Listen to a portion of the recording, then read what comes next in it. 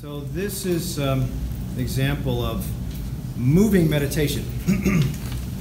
So you would think that mindfulness is just quiet and oming, but it's not. Sometimes the easiest things, like the reason I take people out to national parks is because it's sometimes hard to get this thing. And if you don't have a teacher like the other teachers I'm going to introduce you to, and if you just imbibe yourself in the deep nature, then you'll get it because you're surrounded by nature and you're unplugged.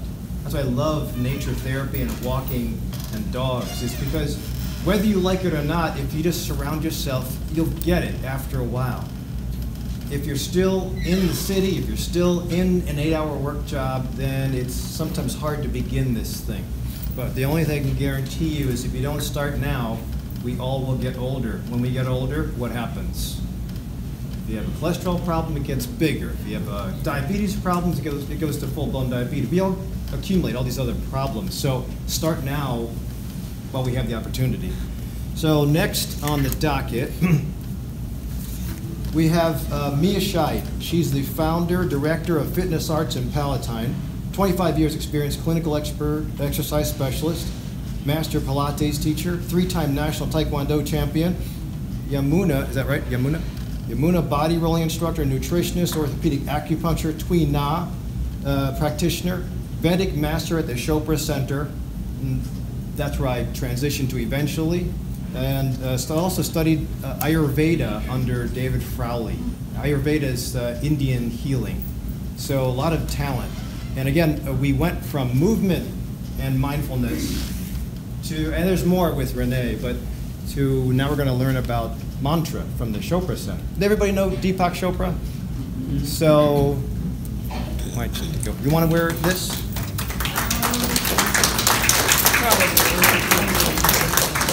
Can you all hear me? Yes. Yeah. So maybe we should check it back. Okay, got it. Thank you for being here. But great lessons we just learned.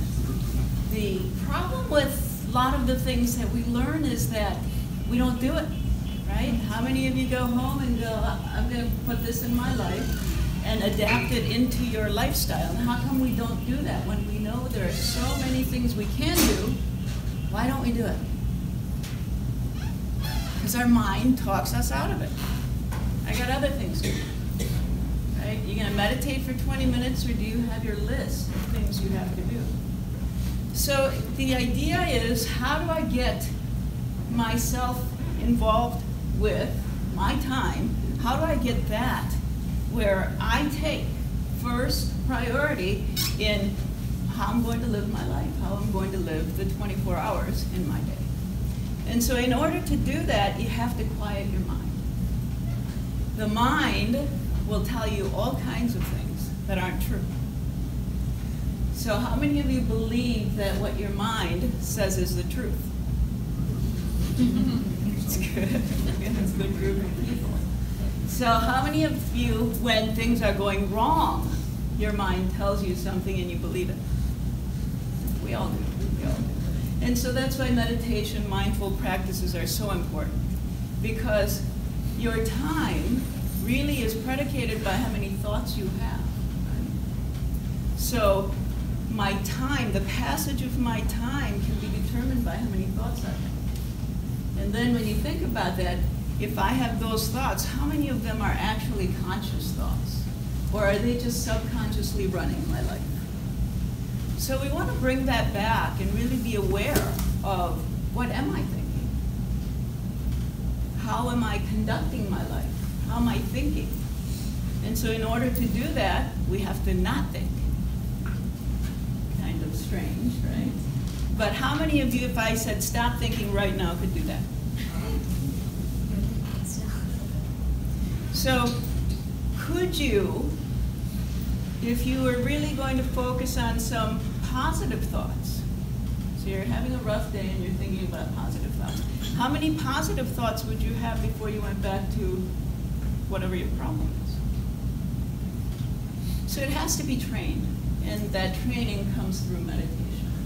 And so I'm actually, instead of talking about it, I want you to feel it, so I'm going to go through a meditation practice and use this singing bowl so that it can help to distract your thoughts, come back into yourself, and I'll walk you through the whole thing, and we'll do some chakra talk. So the only two things you need to meditate is the ability to sit and close your eyes.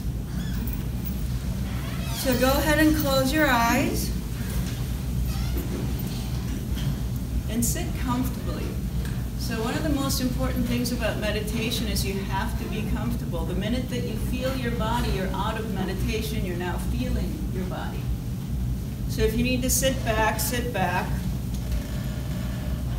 Then I want you to have the conscious thought of parking your eyes. You never leave your car running in the garage so it's at the ready tomorrow morning for you to take off. You turn the car off. I want you to turn your eyes off. So give it permission to rest. We don't need the eyes. We don't need to see. And allow them, feel them float up and back. Notice your breathing. Breathing is gentle, easy, calm. Feel the pulses of your body in your heart, in your wrists, in your ankles, in your head. And if you turn your palms up rather than down, you're much more open to ideas, new thoughts. And allow your body to breathe. Our mind likes to control the body. Allow your body to breathe. Let your body breathe. Breathing is gentle and easy through the nose, in, through the nose, out. Slow down your breathing. Quiet your breathing. Relax your shoulders. Relax your neck. Let your muscles relax. Tip of the tongue at the roof of the mouth behind the front teeth. Just the tip. Don't let the whole tongue rest on the top of your roof of your mouth. Then begin to melt away all expression from your face. Relax your eyebrows. Relax your cheeks. Let your mouth go. No more tension in the mouth. Let the mouth relax. Let your face relax.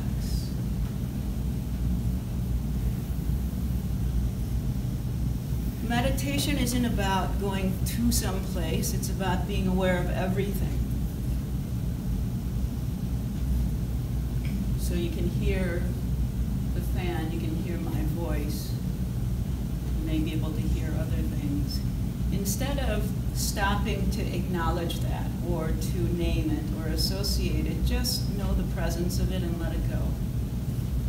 And so that you can go to a deeper state of relaxation, I'm going to start to use the singing bowl.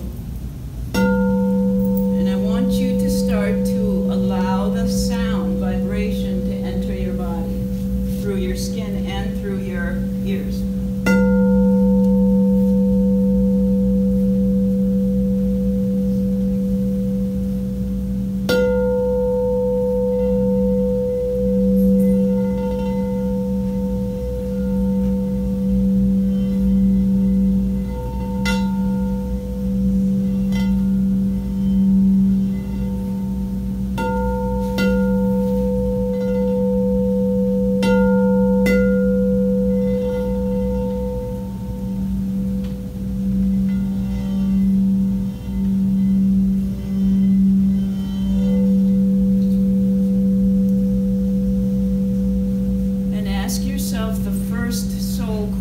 Question, which is, who am I?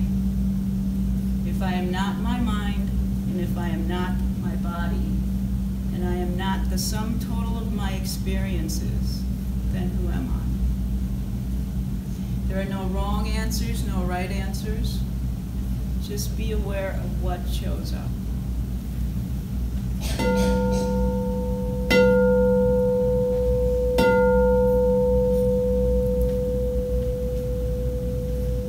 Second soul question, what do I want? Not what others want for me. Not what others want from me. What do I want?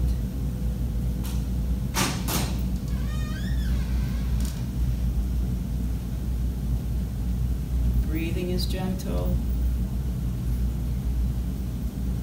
You've parked your eyes.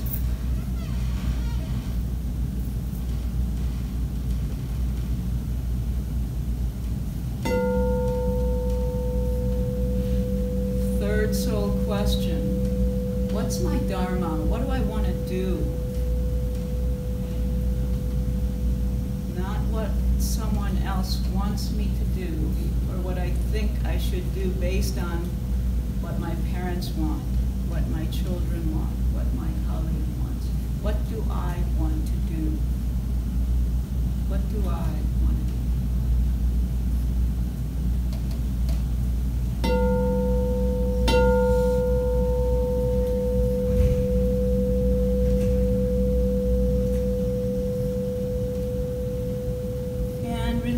Those answers to the universe, allowing the universe to handle the details. And I'm going to now walk you through chakra toning. Chakra are wheels of energy in our body, and just keep your ears open and focus only internally. Focus only with your breath and allowing your body to breathe.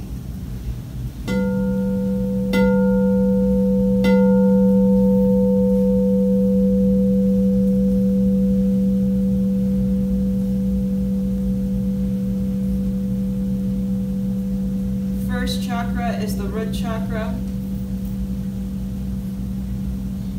located at the tip of the tailbone all the way down to the bottom of your feet.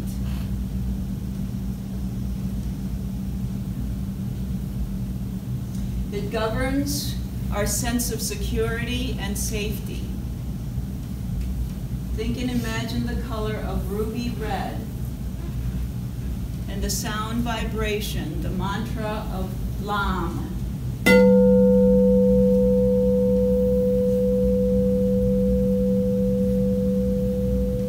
Relinquish the need to be the victim and become the nurturer.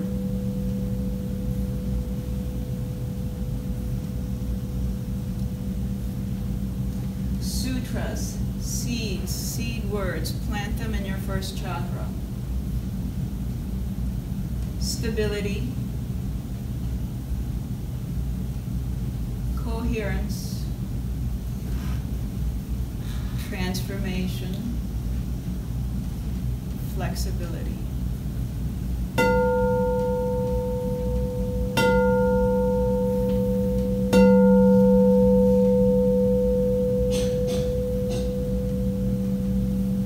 Moving into your second chakra, located above the pubic bone, below the navel. It's the uterus in a woman, centered between the pubic bone and the navel. Think and imagine the color of amber orange and the sound vibration of Vam.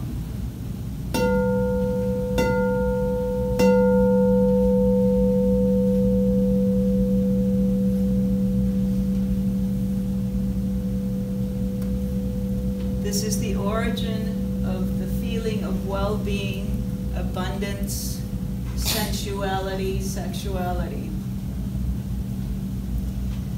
Relinquish your need to be the martyr and become the warrior.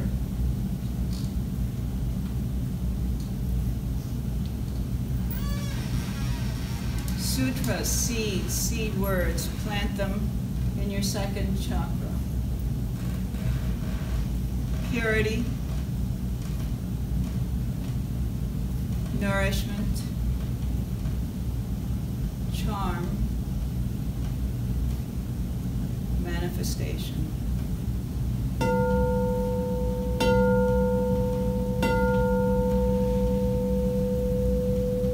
Moving into your third chakra, your energy chakra, located above the navel and below the diaphragm in your solar plexus.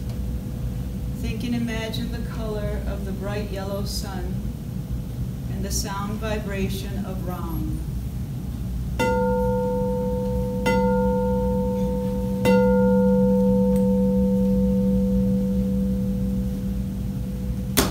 This governs our sense of personal power and self-worth.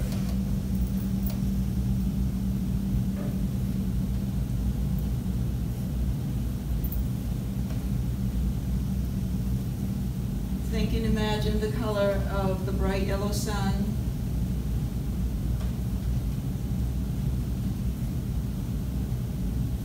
Sutras, seeds, seed words.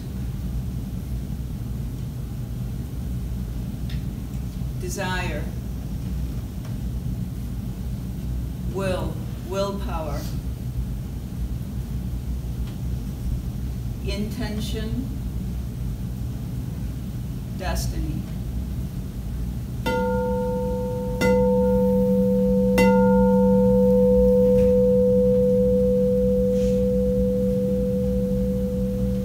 Moving into our fourth chakra, the heart chakra, centered on the breastbone, above the diaphragm, below the neck. Think and imagine the color of emerald green and the sound vibration of yum.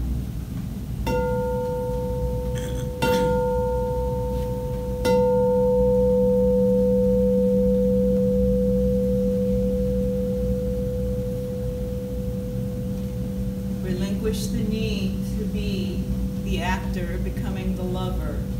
This is where our sense of relationship building with others come from. Sutras, seeds, seed words. Peace, harmony, laughter, love.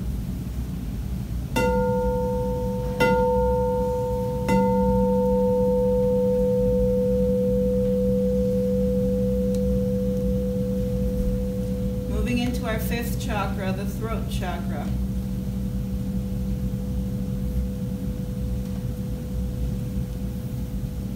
Located in our throat, above the collarbone, below the skull. Think and imagine the color of the deep blue sea and the sound vibration of hum.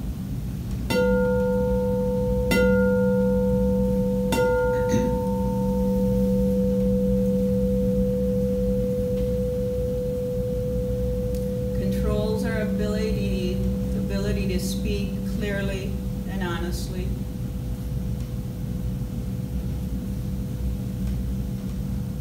Sutras, seed words. Creativity, creative expression. Abundance. Affluence. Discernment.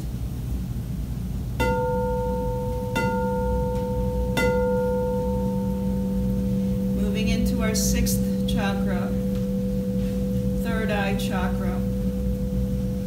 Entry point is small, and our third eye at the center of our forehead, slightly above the eyebrows.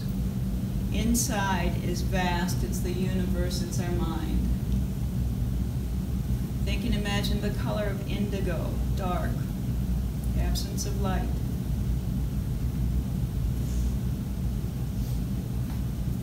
And the sound vibration of Sham.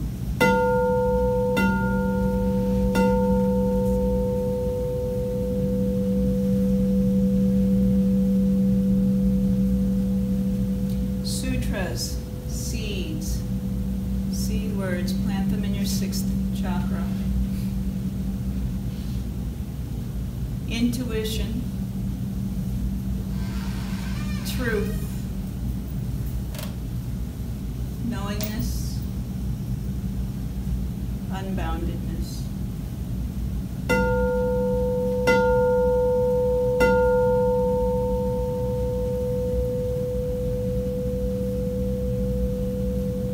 Moving into our seventh chakra, the crown chakra located at the top of our head. Think and imagine the color of violet, purple, or white light, and the sound vibration, the universal sound of Om.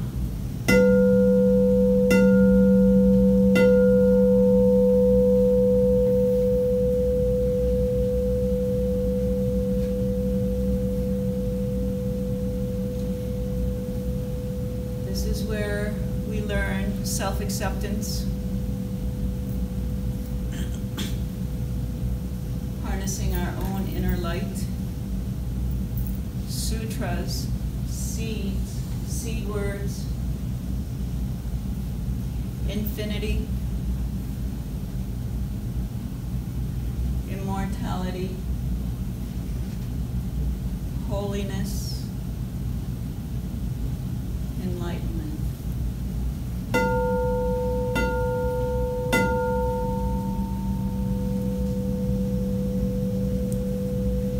Going back into our sixth chakra, our mind. It's a dark place. Embrace your mind and allow it to be still. Doesn't do to solve problems in the dark. Being still till the sun comes up. The mind is for imagination, wonder, magic. It's not to solve problems. Continue to allow it to be still. And you can imagine sitting next to your mind on a park bench, or just simply sitting next to your mind, holding its hand, allowing it to relax. Give it permission to relax. There is nothing to solve. And begin to imagine, like a child, imagine what your future can be. That's what mind does the best. Then take yourself into the first chakra, where you feel safe and secure. So many of our problems arise in the mind, and then we go immediately into the first chakra, and we begin to worry about finances. We begin to worry about our relationships, our safety. Take the stillness from the mind, going into your first chakra, and stabilizing the first chakra, thinking and imagining the color of the bright, beautiful ruby red, knowing you are safe, you have a home to return to, you will not go hungry. Basic needs of survival are met. Taking that strength into your heart, your fourth chakra centered on your breastbone. The heart has no place for doubt or fear. It can only house peace, love, goodness. Imagine goodness and put it into your heart. So much so that it fills so much with goodness, there is no more room for doubt. There is no more room for fear. And now merging your first chakra, feeling of safety and security, into your heart, feeling abundance of goodness, love, kindness, forgiveness.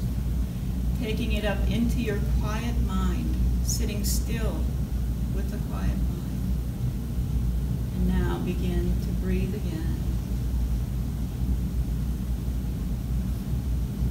Breathe with your nose, breathe with your skin. Feel the peace around you and the quiet and the stillness.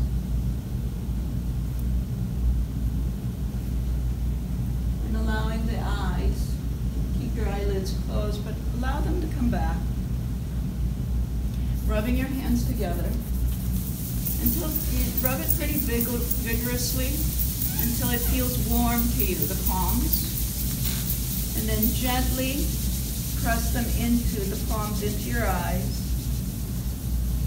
And when you are ready, open your eyes into your own hands. And then to the rest of the world.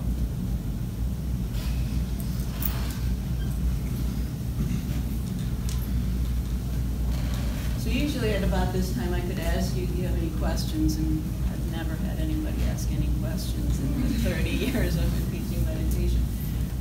So you can feel the peace, the calm, the quiet. It's the mind that takes us out of our natural state, our natural self. So when we have a problem, what does the mind do?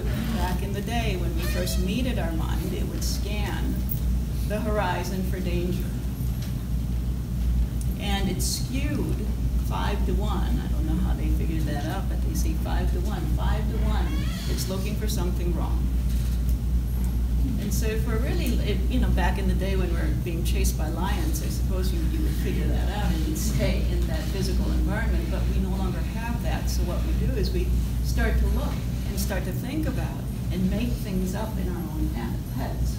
So thoughts are not facts, F-A-C-T-S. Thoughts are not facts. But most of us live as though they are. Thoughts are 100% made up in your head. So where does a thought come from? So your brain remembers, that's a different, right? Your brain is your body. Thoughts are not. It's not local. It's not. Your mind does not reside in your body. So brain can solve a lot of problems, but thoughts, it can't. So in our sixth chakra, when we go into imagination, so what our sixth chakra, our mind is so great at doing is imagining, being creative, being in the wonder of life, rather than solving problems, because boy, oh boy, it's a dangerous place for me if I have a problem and I start talking to all the people I have in my thoughts. So really it's about how do I get the mind, realizing the mind is making all this up, how do I get it to calm itself down? I help it by, and you can do whatever technique that works for you. You can. I have had people say that they would hold their hand, the mind's hand, and sit in that darkness, because what the mind does is to create a future for us, right? It creates something all the time through our imagination. So when you think about where is the mind the most happy, it's when it's in that imagination state, in that state of imagine, in the state of creation. So when you do that, then your first chakra will start to stabilize again. So the first chakra determines whether I feel safe, whether I feel like I have enough in my life to survive my lifetime. So what happens when you have a problem? If you let your mind keep working at it, pretty soon, it goes to, oh my God, I'm not going to have enough money, and then I'm going to starve to death, and I'm not going to be able to pay my mortgage, and I'm going to die. And that's what the mind does. You start to feel as though the problem is so much bigger. So when you quiet your mind, then you can go into your first chakra. Think and imagine the color of red. Sometimes wear red if you feel unstable, unsafe. Wear red. And calm yourself to know. How many of you know that you're going to eat today? All of us do, right? We've worked hard. We've earned the right to do that. How many of you worry that you're not going to have enough money in your future?